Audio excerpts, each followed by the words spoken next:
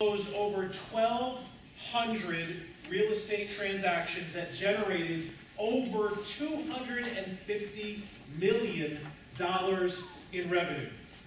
If I want to listen to somebody successful that is making money, I want to listen to this man. Welcome, Darrenpt1.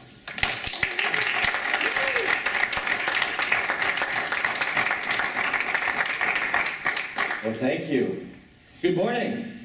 Good morning. So, just to give you a little background, go back in time a little ways. I'm a 24-year-old guy living in the north suburbs of Chicago. I actually moved there out of the city of Chicago and decided at that moment that I wanted to be in real estate. Didn't know a soul. And it was kind of a logical move for me because, let's see, I grew up on a dairy farm in Wisconsin. I went to school for dairy science and agricultural journalism. I went to Chicago to be an actor, which then means I was a bartender somewhere, right? Yeah, which is what and so the natural progression was to real estate. That makes sense, doesn't it? Yeah. So I just remember going into the first interview with my very first manager as a lady named Sandra Ross, and I had to convince her, at that time I had to convince her to hire me to become a real estate agent. And she asked me a question in that interview, which was this. She goes, "Do you have a four-door car?" Because of course a four-door car is kind of essential to selling real estate. You put people in it, you drive them around, you show them houses. And if I answered yes. Now, had she asked the question slightly differently, I would have had to answer differently. Had she asked the question this way, "Do you have a four-door car that's in nice enough condition that you can drive my high-end clientele around the north suburbs of Chicago?" At that time, I was working in Lake Forest and Highland Park, Illinois. They call that the North Shore. In 1989, which was that time frame, our average sale price was about $425,000, and our homes went up into the multi-millions. So, now, she asked that question, I would have had to answer a little differently. See, I had a four-door car. It was a 1981 green Ford Granada. Well, you know, in its day, they called that the Mercedes-Benz of the Ford world. Now, this car, though, had been a little more customized than the usual green Ford Granada because it came from my parents' dairy farm where one of our dairy bulls had smashed the whole passenger side in.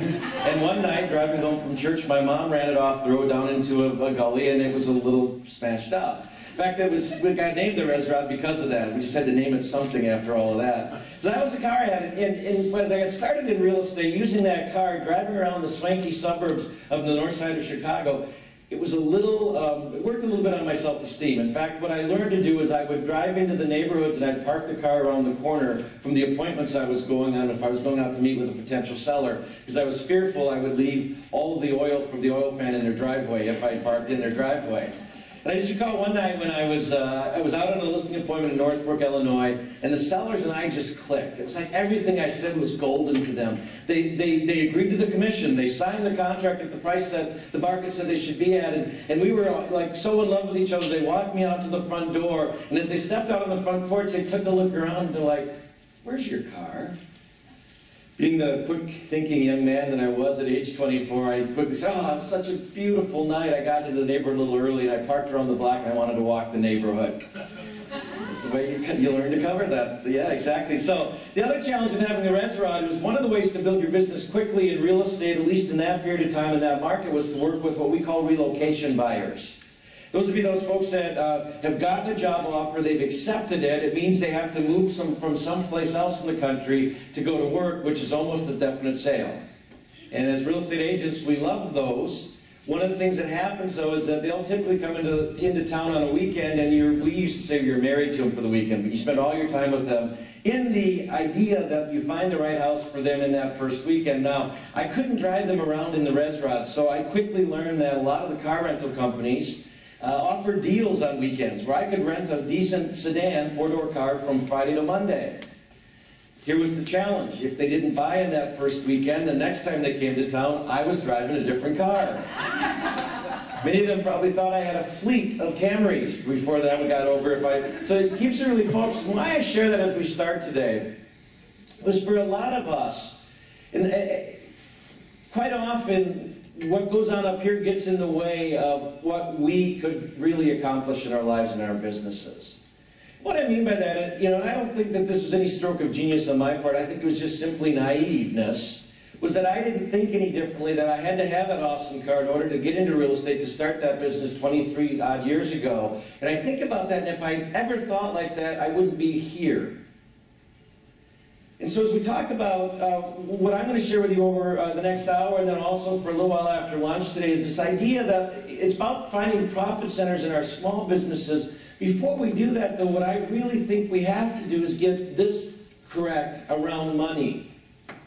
Around money. And I'm just sharing that with you because I come from the Midwest, and I think being Midwesterners, we've all been conditioned in a certain way around this dialogue on money. In fact, when I got here last night, it was the very first time I've ever been in Rochester, Minnesota.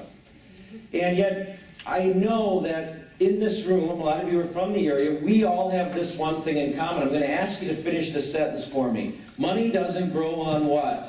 Trees. Trees. Wait, we've never even been in the same room together. We all know the answer to that. How about this? Money is the root of all what? Evil. How have we been programmed like that? My Wisconsin programming is similar to your Minnesota programming, isn't it? Let's see, you can't take it with you. Yeah, or when you die, you can't take it when you die. Or it can't buy what? Happiness or love. You can rent Yeah, it. the love part sometimes, baby, yeah.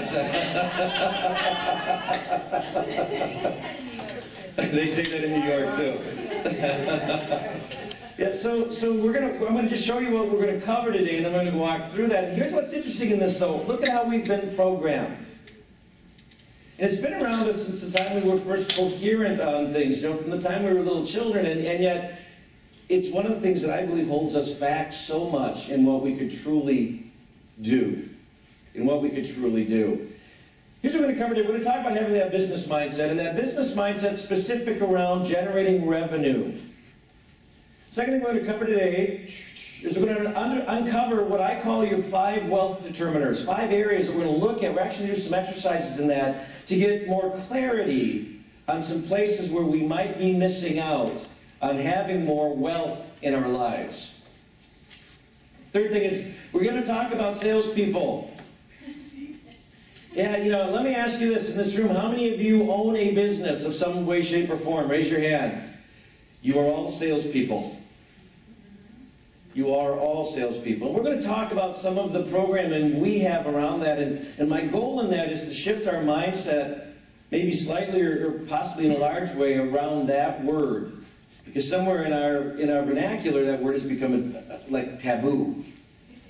And yet, we are all in that role if we're going to survive in our businesses, because that's an essential piece of it. And then finally, I'm going to get into those 7 revenue streams. We're actually going to get into that right after lunch today. Those 7 revenue streams that I believe every small business has an opportunity, and quite often we overlook it.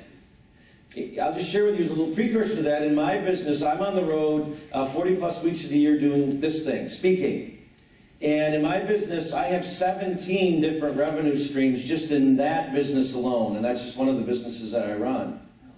17 different places that generate revenue. Wow. And so for a lot of us, what we look at, we think just one.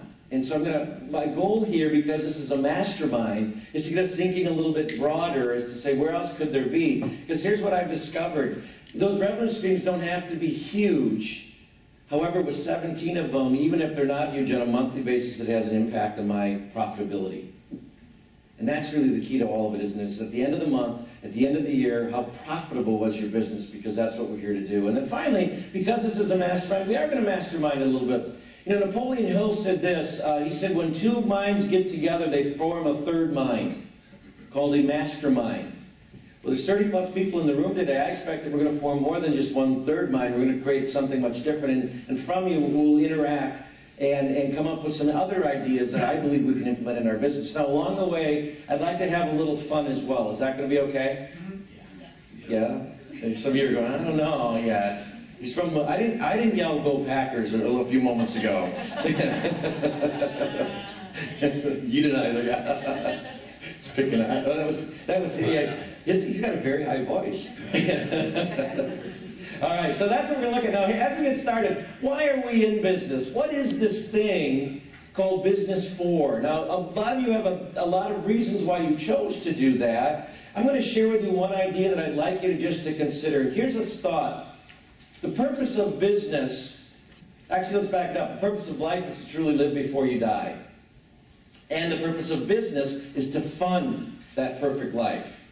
A few years ago, I had a chance to hear Dr. Wayne Dyer. How many of you have seen Wayne Dyer either on his PBS specials, read any of his books? Anyone familiar with?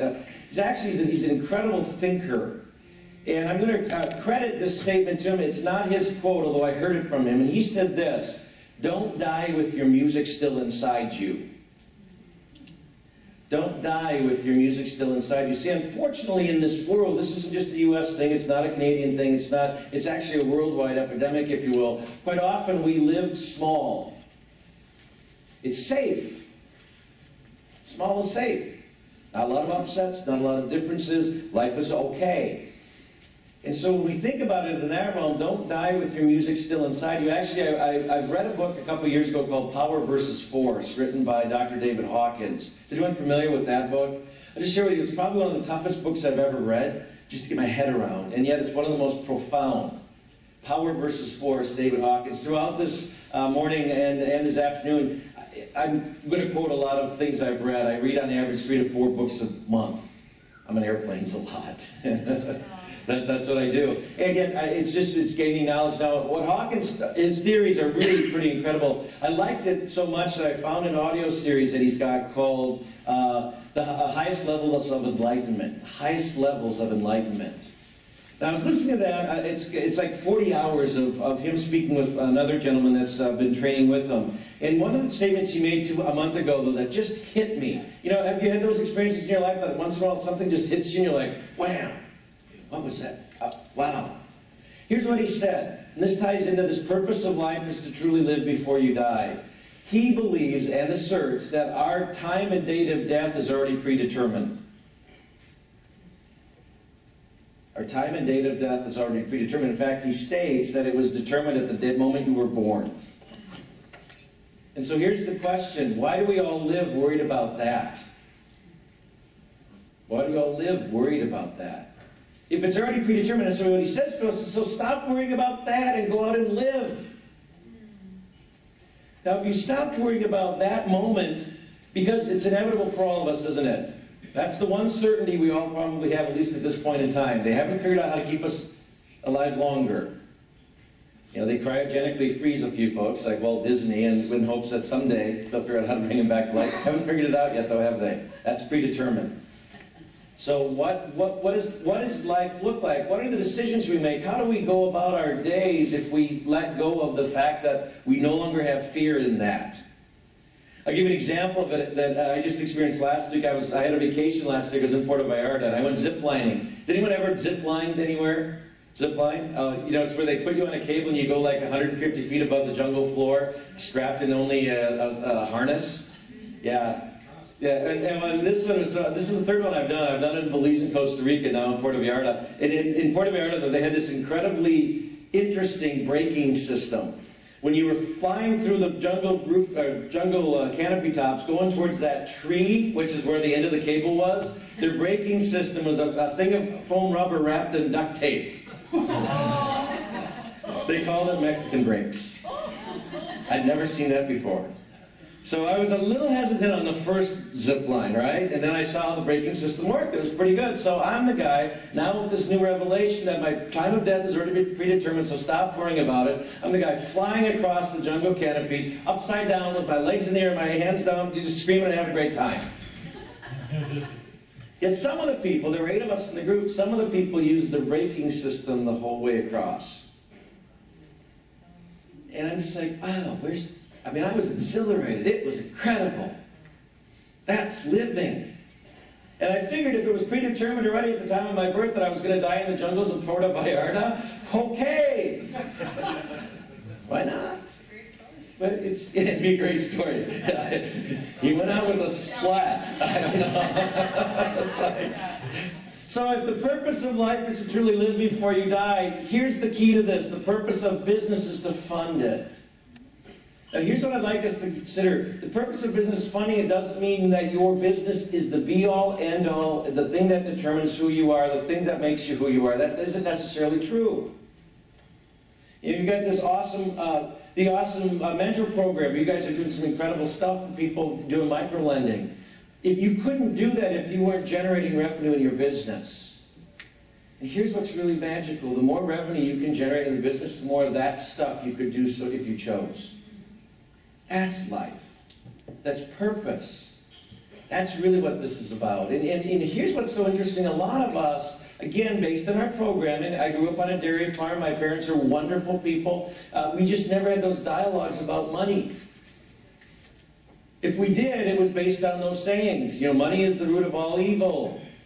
So as you're programmed as a child to think about that, you think when you get to being a young adult, you've got some messed up ideas around money. Yes or no? Yeah. In fact, I joke and say, but I can joke today, I spent my 20s messing up, so I spent my 30s fixing it, so now that I'm finally in my 40s, I'm doing the right things financially.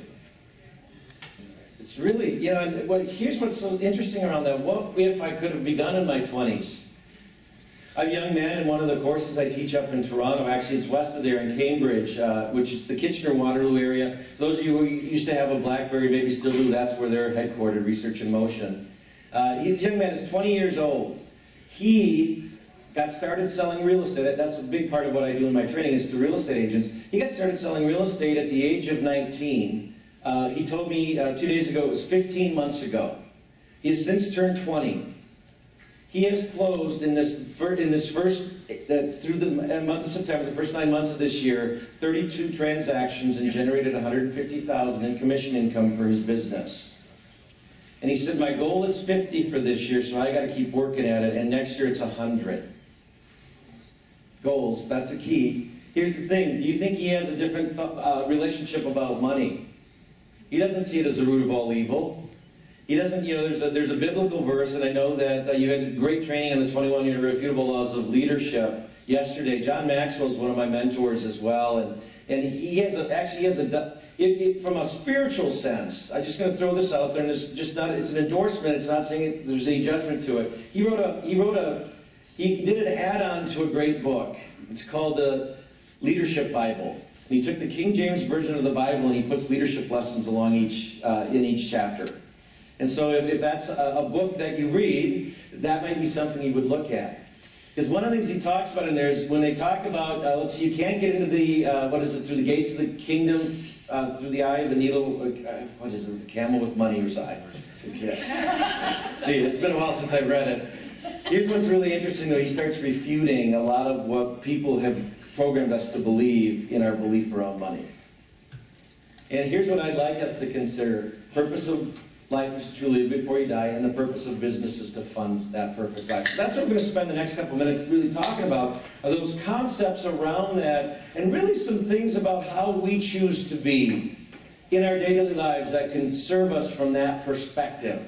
So you've got a handout there in front of you. What this is a little interactive. One of the things we know as adult learners, we can retain more if we get a little more involved. And so these are just some quick fill-in-the-blanks as I walk through that. It'll pop up on the screen for you. You can fill in the blanks if you choose to. You can choose not to. Doesn't really matter. It's just there as a resource. Now, from a business mindset, first and foremost, here's what I'd like you to consider. I'm responsible for my own happiness. Only you.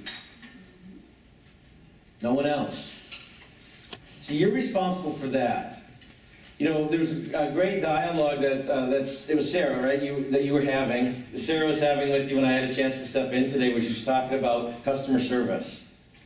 And some of you shared some great experiences where you had a lesson on how you made up for something that go quite so well. You know, one of the things around this is I'm responsible. That word responsible is such a powerful one. It's such a powerful one. Is it fair to say that in today's society, that's one of those words that we like to shirk? Not my fault. In fact, this isn't to get political at all. I saw part of the debates the other night. I call this the campaign of excuses. On both sides.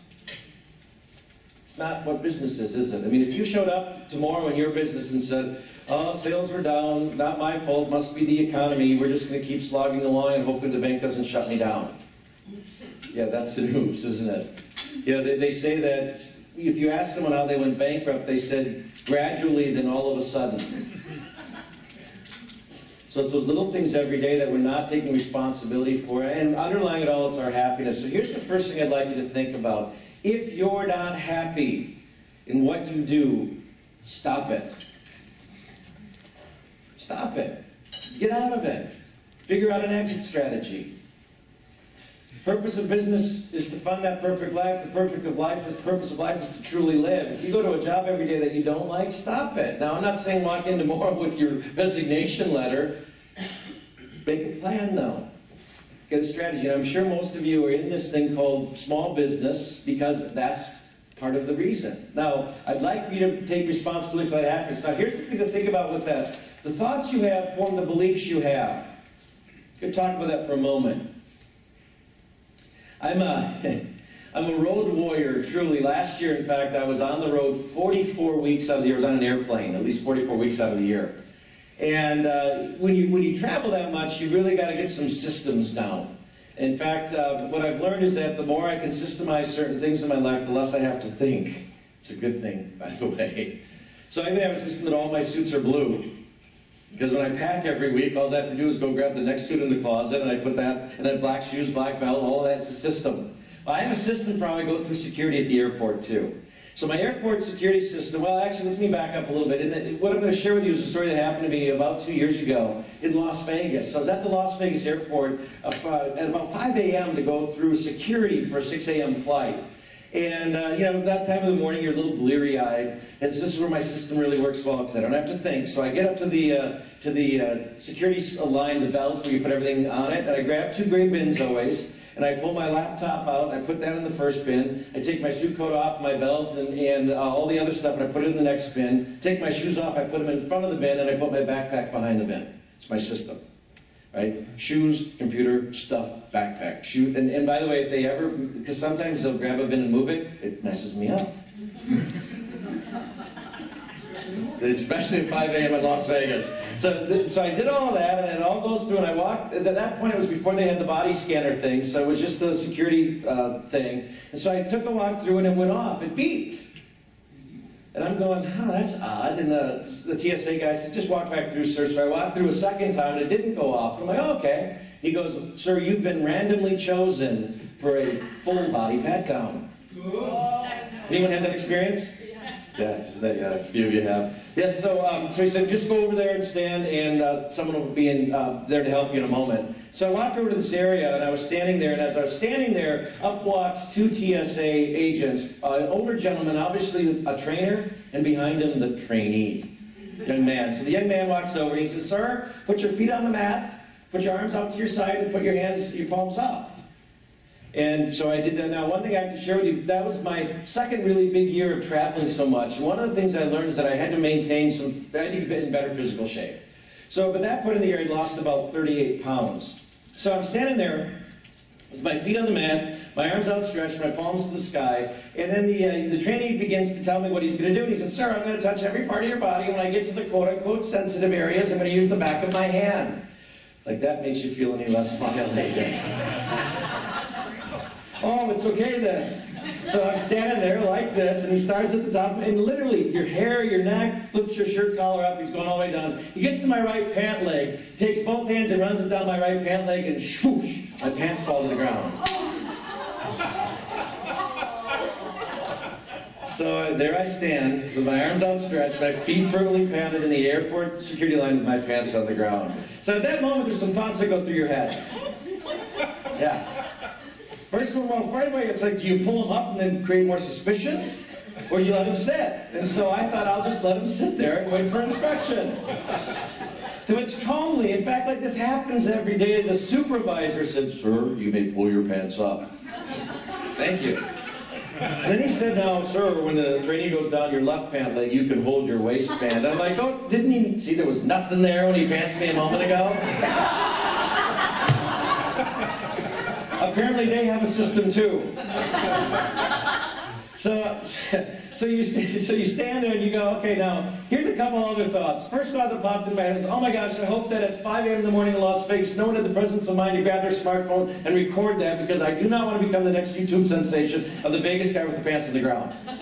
Right? Second thought was like, oh, you know what, I could make a big deal out of this. This is about the time that the "Don't Touch My Junk" guy was making his, his 15 minutes of fame. So I thought I could maybe do a little folk hero. Third thought I had, though, and actually it was not my thought, it was the voice of my mother in my head, and it went like this: Darren, you always want to wear a good, clean pair of underwear because you just never know. So, thank you, Mom. Well equipped that way. So, in those moments, then another thought occurs, and here's what we do know. So, when I talk about your thoughts form the beliefs you have, when we talk about our programming around money, which is where we started this morning, we have all been programmed in many different ways about a lot of different thoughts we have. It's been from the time we could first comprehend things. In that moment, when you have a thought, if that thought appears from your programming, and I'll say that's from your subconscious thinking. You don't have control over it. It comes from somewhere that you can't consciously create. That first thought, by the way, in many cases are negative thoughts because we've been programmed that way. It's in our language, it's in our speaking, it's in our training, it's in our culture. In fact, you know that in the English language alone there are twice as many negative words as there are positive words. So is there any wonder that our first thought, the thing that comes from subconscious, is typically not something very positive? So in that moment, with being pants, the first thought I had was, this is awful. How can they do this to people? It's an invasion of privacy, all the stuff. And here's the difference, though. I've been working very diligently over the last 10 years to create a thinking pattern that generates a slightly better second thought. A slightly better second thought. And so that morning at 5 a.m. in Las Vegas, the slightly better second thought I gathered was, this is actually kind of funny. And I'm glad I wasn't commando today. I don't know. I mean, now here's the deal. Either one could have worked, couldn't it? The one that I chose, though, that slightly better second thought, left me feeling better. Now, do you deliver a better experience for your customers or clients when you're feeling better? Yes or no? Yes. Yeah, now it's all here, though, isn't it? It's all here.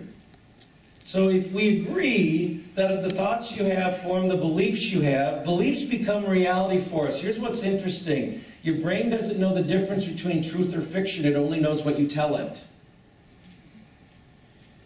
Earl Nightingale says this. He says, it's like the soil of the ground. If you plant a seed, the soil doesn't care what seed it is. It will nurture it and it'll sprout and grow, won't it? So if you plant nightshade, nightshade will grow. If you plant corn, corn will grow. He says your brain is much like the soil, except it's 1,000,000 times more fertile. So if you plant nightshade, nightshade's a poison that once it's ingested will kill you. Corn, on the other hand, is something that will nurture and feed you. What do you choose to plant? Corn.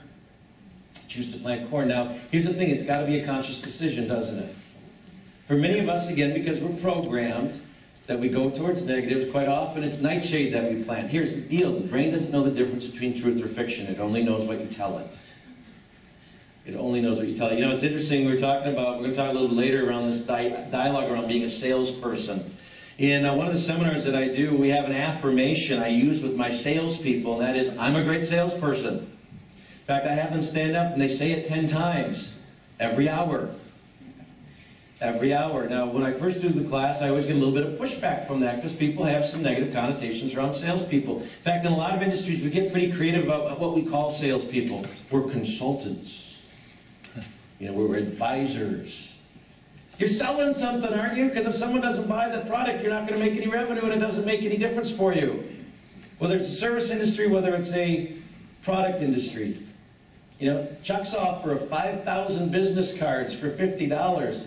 He doesn't even have to sell that, does he? Did you hear that? 5,000 business cards? It's still sales, though, isn't it? It's still sales. Here's our next one. When bad things happen, train yourself to do the following. And this ties into that story. Now, this isn't something that happens overnight. It's something that we work on. So train yourself to do the following. Number one, neutralize the bad thing. Neutralize it. Don't focus on it and give it more than it has from a worth standpoint. Because here's what we do. Something bad happens and we start creating a story around it and we start making it bigger. And it's almost like that snowball rolling down the hill. The more it keeps going, the more energy we give it, the bigger it gets and the more it just weighs us down. Neutralize it. Here's what it is. Here's the second thing. Turn your attentions to what you truly want in your life. Turn your attention to what you truly want. So that bad thing happens. Is this what I want? No. What is it that I do want? I want this. Okay, let's focus on that. Then all of a sudden, that thing goes away. The last piece of this is you want to find the gift in every event. Find the gift in every event. You know, in Eastern philosophy, there's this idea of yin and yang. And yin being that that's a negative, yang being the positive, and in their belief system that's in everything in our lives. There's negative and positive in everything. In everything. To share with you a story where I was working with a thinking coach. A couple years ago, I hired a coach to help me work on how I think. Kind of sounds a lot, and yet it was an incredible experience. And one of the things I had to do with her is that I had to journal every day, each week on a different topic. And so this particular week, it was in May of 2010. May of 2010. My focus was find the good in everything. Find the good in everything. So that was the exercise. And I always get the new exercise on Mondays. And then every day of the week, I'm journaling online about what's good and what happened in the day. And particularly the bad things that happened. So the exercise was find the good in the bad. Find the good in the bad. And I was out in Washington, D.C. at a conference later that week, and it was Saturday morning, and I got a voicemail message from my mother. It went something like this. Hi, Darren, I know that you're out in Washington, D.C. If you're back in Madison today, give me a call. Now, I don't know about you, but when you get a phone call like that from your mom, do you wait to call her back until you get home? No, so I picked the phone up and I called her. And she goes, oh, hey, Darren. She goes, are you back? I said, no, I'm still in D.C. She goes, I didn't want to interrupt you. I know you've got a busy conference going, blah, blah, blah. And I said, Mom, you can't leave a message like that and expect me not to call you back.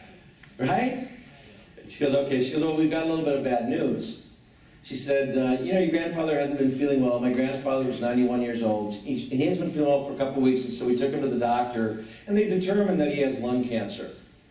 And actually, the doctor said that, you know, they could treat it, they could try to treat it, but at his age and where he's at physically, it was probably going to be a lot of, rack his body pretty hard, and so just gave him a choice, and he decided not to. And they said they don't know whether he'll have just a couple weeks or a month or two, although he doesn't have long to live. And, you know, when it hits you, you know, when you get a message like that, particularly in this case, my grandfather and my grandmother, these are my father's parents, so paternal side, on our dairy farm, there's a little house that was about 1,000 square feet that they lived in 30 yards down the hill from my parents' house for my entire life. So I was really raised with my grandparents as well. And you know, and so it hits you. My grandfather actually had a health scare in his 50s. He had a heart attack, and he had a pacemaker installed. And then at age 87, he had a quadruple bypass at 87. It was kind of funny. I got to go to the hospital and see him before he went in for surgery. They didn't know if he was going to survive that. And when he got out, I was on the road that week. When he got through surgery, I went back to visit him, and I said, how are you feeling? He said, well, you know, he goes, they said they installed pig parts in me. He says, I've had a craving for corn ever since I woke up. That was my grandfather. So, yeah, and so in this, now here's what my mother said next. So this is what was so interesting to me, because it was in this week where what my focus was in my coaching program with my coach was to work on finding the good in everything. Here's what my mother said. She goes, I guess if there's some good in this, it's that your dad has decided to quit smoking. I'm going, now my dad's been smoking since age 18. He's now 68. He was in his early 60s, you know, mid-60s a couple years ago. I'm like, that's it. That's it. Now here's, as it progressed, so here's what really became the gift in all of this. Because we knew he had a limited time, I had an opportunity one Saturday afternoon in mid-June to go spend 5 hours with him in his house, and we just visited. We just talked. We talked about all kinds of stuff. And here's what was so magical. At the very end of that 5 hours was when my grandfather said this to me. He said, I don't know if you know this, but they tell me I've got lung cancer. He said, and they said I'm probably not going to live long, and you know, I decided I don't want to fight it. He said, do you agree with me? And I said, Grandpa, that's your decision. I said, I'm going to support you 100%. What was magical in that is that I was there because I knew. He didn't think I was there because I knew. We spent 5 hours of really incredible time together. He passed away 2 weeks later. the gift in that. The gift in that. You know, in our worlds and in our busy lives, there's a lot of times we don't slow down. And you know, unfortunately, sometimes it takes something like that in my life to say stop, make a point of going to do something cool with someone you really love. Find the good in everything, though. The good in that was that I got that opportunity. When he passed away, you know, is there sadness when someone dies? Yes, absolutely. I'll tell you what, though. I was holding on to that gift of that afternoon of 5 hours that I probably wouldn't have had otherwise. There's good in everything. So find it. Find it in what goes wrong in your business. It could be an opportunity to build a customer for life, couldn't it? Now, what it takes, though, is you're responsible. And saying that, and then doing whatever you can to rebuild that and find the gift in it. So find the gift in everything. Now, here's the other part of it is then focus on what you're grateful for. Focus on what you're grateful for. David Hawkins, this book called Power versus Force, talks about different vibrations of energy. And this is why it's such an interesting read. And what he talks about is that, well, let me back it up for a moment. How many of you have ever watched or read the book The Secret? Anyone in the room? The Secret. Really great foundation, I think, for so much of living a life you love. One of the things I'll say about The Secret, and actually, has anyone seen The Secret 2? They did a sequel. Yeah, no one. I know one of my great friends is in that one, and no one has seen it. Poor Steve. Steve Siebold is his name. He's one of my mentors in this business. Anyway, in The Secret, they talk about the law of attraction. And that's not anything new. It's just that it became even more mainstream or thought about it when something like that hits. This law of attraction is this idea that like attracts like. That like attracts like. Now, one of the things I'll criticize The Secret about is that it talks about the law of attraction. It never really says that in the law of attraction, the word attraction has a word called action. And I think for a lot of folks, they just say, okay, here I am, bringing out great energy to the world. Come on, world, bring it back to me, bring it back to me, bring it back to me, and they don't ever take action.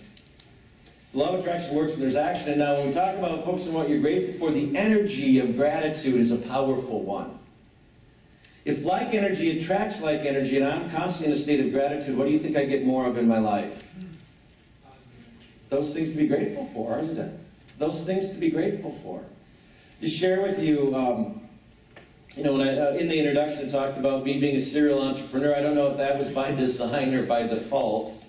Probably more by default, because I've had a lot of things I've done in my 30 years of being in business, if you will, that have failed.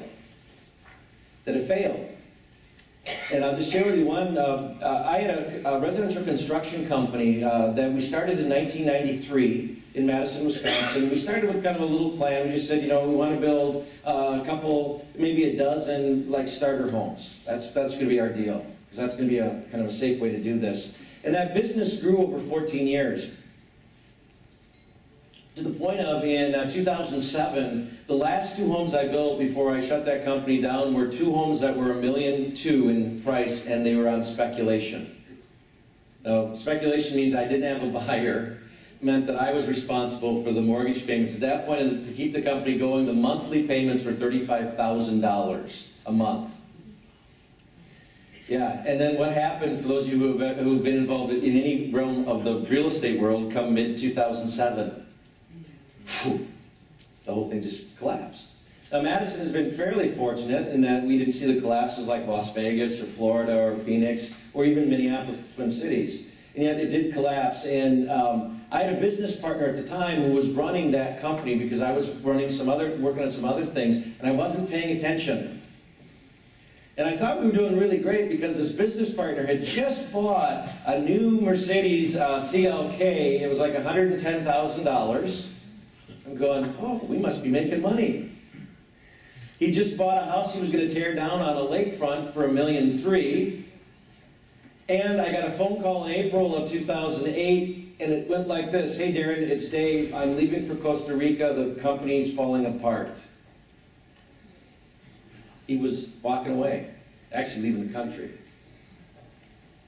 Now, I share that with you because twofold. One is that quite often we'll look at people that we might hear of, maybe admire to some extent, go, oh, wow, look what they've got. Look at that life.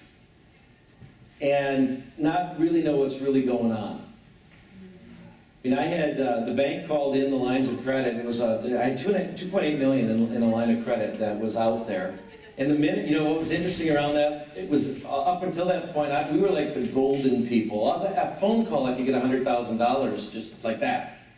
And immediately it went, and they came at everything. And they took everything. Everything. In 2008, now, that's just 4 years ago. What's interesting, when that happened though, fortunately I was working with a coach, and there were days, now, some of you have maybe been in places like that in your life, and I share that story with you not to, you say, oh, poor Darren, because, you know, here's the deal, it's my fault. I didn't pay attention. And one of the lessons I learned in that is that there's not a business I have today that I'm not getting weekly financials on. There's not a business that I own today that I don't get the bank statement sent to my home address on every business. I have bookkeepers, I have great staff people, I trust them. I just want to inspect it constantly. Now, they don't know that I get the bank statements at home. I went to the bank and set that up. They do know that at 3 o'clock on Friday afternoons, I get financial reports from every company. And if I don't, there's a problem. Now, that's the lesson I learned. Was I doing that before? No. Life was wonderful. I saw what he was doing. He had all this money coming through. I was getting some money once in a while. I was like, this is cool. In that moment in 2008, though, here's what happened for me. There were mornings I would wake up, and I was unable to pull myself out of bed. Because all you could think about is, oh my gosh. You know, here was a great lesson in this. I believed I was more important in Madison than I truly was, because no one paid attention. You know what I mean? When I was waking up in the morning going, oh my gosh, I can't even get out of bed, because just think of the judgment I'm going to get from all these people. I got to meet with bankers, I got attorneys involved, I got blah, blah, blah, I got to go renegotiate stuff with vendors. Ugh. Here's what this coach said to me though, and this is what really made the difference. She said, let me ask you this, what's the first thing you do when you wake up in the morning? I go, I don't know, I get up and make coffee. She goes, no, the first thing you do when you wake up in the morning. I go, make coffee? She goes, no, the very first thing. I go, open my eyes. She goes, we're at the right spot.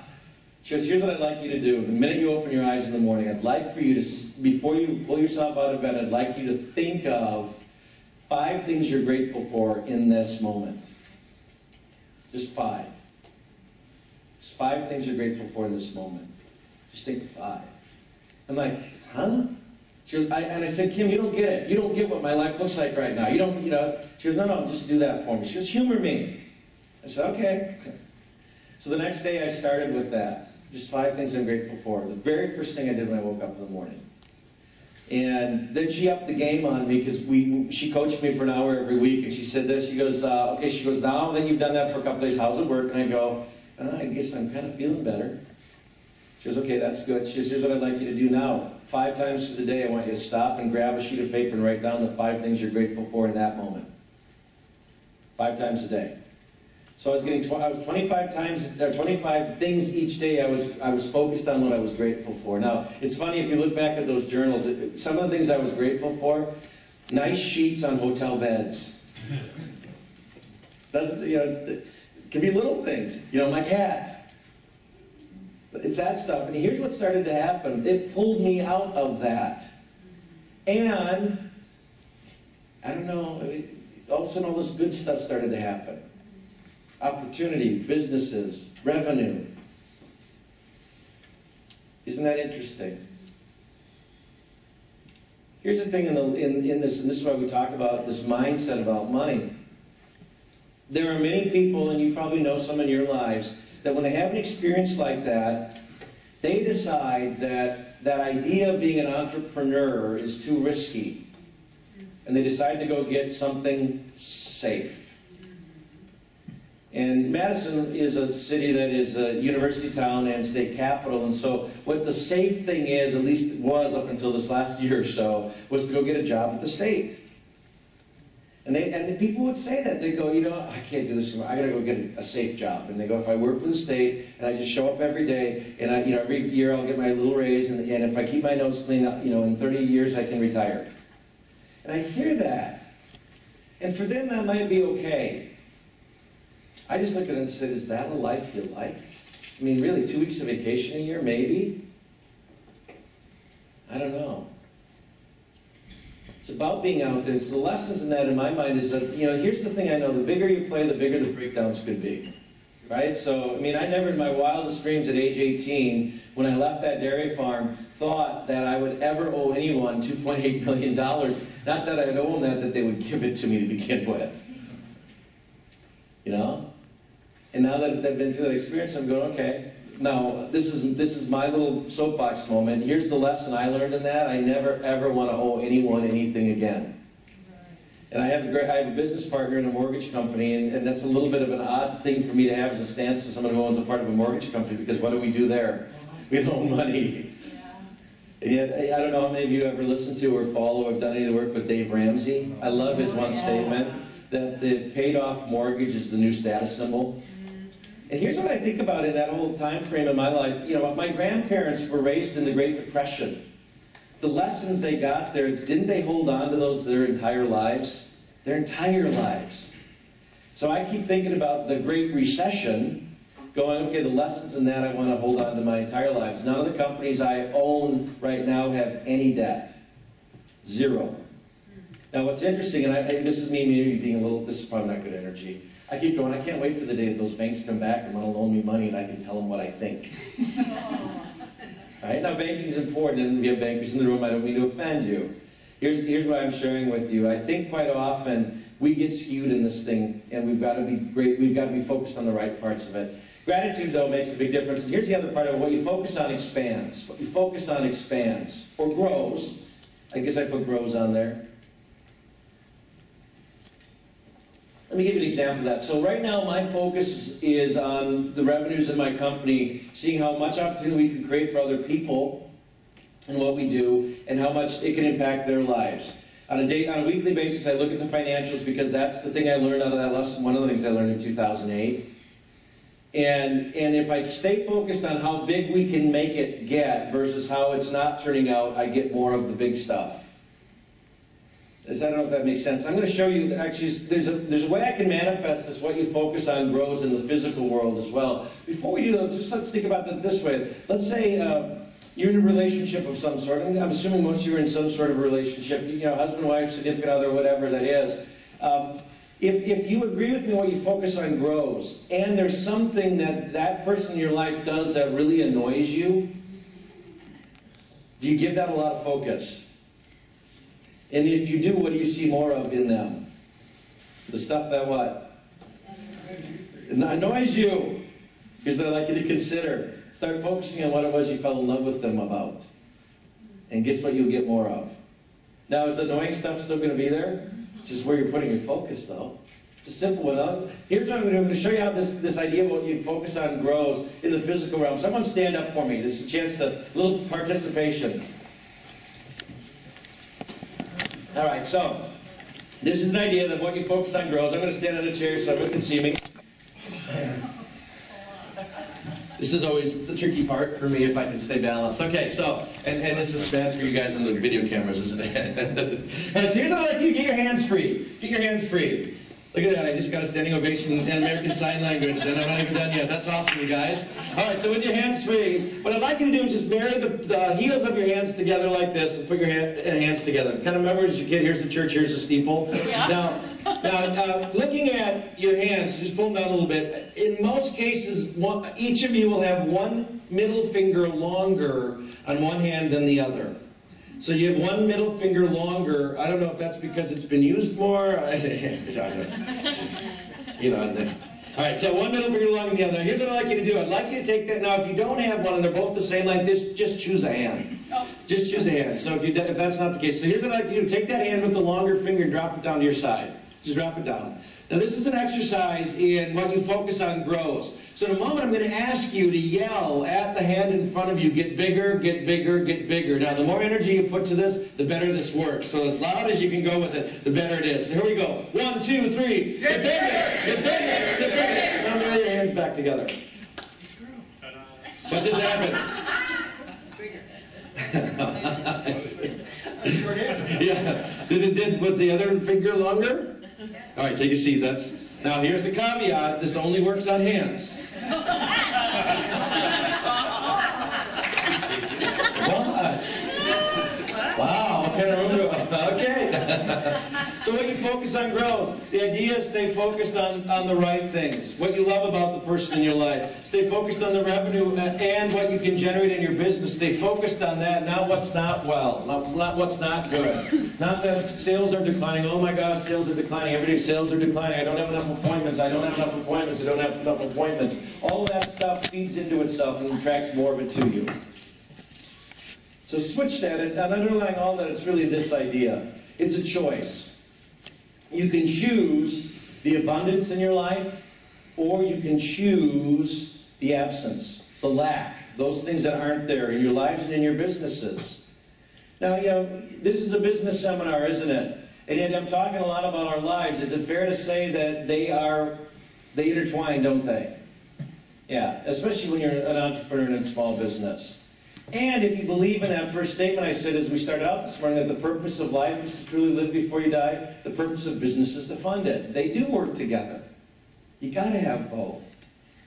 So it's a choice, the abundance and everything or the absence. Now, if you agree with what I've shared with you so far, what I'm going to advocate is that you work to condition yourself to stay focused on abundance.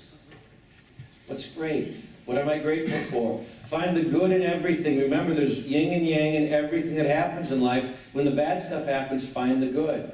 Focus on that. You know, was it easy to focus on the good when I found out my grandfather was going to die? In the moment it wasn't, and yet all of a sudden it magically shows up. Where do you think my focus was? Find the what? The good stuff. Find the good stuff. All right, so here's what we talked about then. These are kind of the 5 foundational principles of what we just talked about in this first part today. Number 1, I'm responsible for my own happiness. Only you. If you relegate it to someone else, I'll tell you what, you'll typically be very disappointed. Second one is I get to choose my thoughts. I get to choose my thoughts. It's conscious. And your thoughts, you have, form the beliefs that you have. And again, the beliefs become that seed that you plant in your mind, and your brain doesn't know the difference between truth or fiction, so you're planting corn or nightshade. Next one is when bad things happen, I need to trade up. Just trade up to a better thought. To give you an example of what I mean by that, I do believe, as much that, you know, some of you might say, well, he's a little out there with some of the stuff he's talked about today, that a lot of what, there is no coincidence. Let's just say it that way. In fact, there was a book I read a number of years ago called, let's see, what was it called? Oh man, it was James Redfield was the author. The Celestine Prophecy. Has anyone read the Celestine Prophecy? It's a couple. It's always the books in the back. I love that you guys. Yeah. So it's an awesome read, by the way. It's by an author named James Redfield. In the book, one of the things he asserts is that there's absolutely no coincidence in life. That everything happens in every moment because it's already been predetermined and there's a reason for it. It's a simple concept when you read the book, actually, and it's a pretty cool read. In fact, it's done as a fable, which is kind of simple, which helps me learn. It's not a textbook. So anyway, everything happens for a reason. When I'm back in Madison, I have 2 of my companies are 2 real estate brokerages. I have 2 managers that run those. And so on Friday mornings, when I'm back in town, we meet for breakfast at 7 a.m. We do an hour-long meeting, it's kind of a way to wrap up the week, find out how things are going. We talk about finance, we talk about growth of the company, all that stuff. This particular, and we meet at the same restaurant. This particular Friday morning, I was running just a few minutes late. I live about 10 minutes from the restaurant by car. So I'm running just a few minutes late. I turned down the main road. Is anyone familiar with Madison? I figure I have some folks here. East Washington Avenue, which is kind of the main corridor that brings you in from the interstate right to the Capitol downtown. It's 6 lanes. It's about 5 minutes to 7, beginning of rush hour. I'm running late. I'm running out on East Wash to go to this restaurant, and there's a freight train crossing East Washington. Now, do you think I had a great first thought? Yeah, no, comes from subconscious, doesn't it? Don't have control over it. It was like, yeah, it was, you know, who's the idiot who lets the train do this at 7 a.m. during rush hour? Because I've been working on this idea of trading up my thoughts, so I said, okay, stop, Darren. There must be a reason for this. Just relax, and I'm certain there's a purpose. You got stopped. Now, I could have stayed in that first thought with that and kind of stayed finally I just let go of it and said, there's got to be a reason for it. And, you know, the train went by, the gates went up, went down the road, made my first turn down the first street I had to go to, and there was an intersection I was coming up upon that is traffic light controlled. And as I was coming into the intersection, my light turned green. And I started going through, and just ahead of me, a car from the left street flew through the red light. I mean, 40 miles an hour. Just missed me. That's what it hit me. I'm like, had I been a second and a half earlier, I would have been in that accident. You know, simple one. Here's what I did. I traded up, though, before, didn't I? It's like, now, here's the thing I'd like you to consider. It's not a major thought. It's a slightly better thought. Because one of the things in the years that I started really looking at how the brain works and how it works in being successful in sales is this idea that, well, some of you probably heard some of these speakers that talk about quantum leaps. You can go from here to here in, 30 days. And I always got frustrated with that because I'm like, I must be like the slow learner then, because I could never go from here to here in 30 days. And then it hit me, it's like, it's incremental. You know, when I go back into the gym, if you haven't been there for a while, you don't go back in and you don't bench press your body weight the first day back. You start at something lower, don't you? And then you add a little bit more weight, and you add a little bit more weight, and you add a little bit more weight, and then at some point in time, you look at it and you say, here's where I started, here's where I am now, wow. We're talking about trading up our thoughts, a slightly better thought. Just slightly better. Just slightly better. What we're doing in that, if you agree that you can choose your thoughts, and your thoughts form your beliefs, what you start to do is reprogram the negative that has been conditioned in most of us from the beginning of our existence. And what you'll start to find is that almost automatically you trade up to bigger, better thoughts. Or, ideally, the bad thoughts don't show up to begin with. Subconsciously, what's coming out of your subconscious thinking is different. And it opens the world up for you. Lastly, just what we focus on grows. What you focus on grows. So we are at noon. And we're going to get into this afternoon, so I believe we're ready for our lunch break, are we not?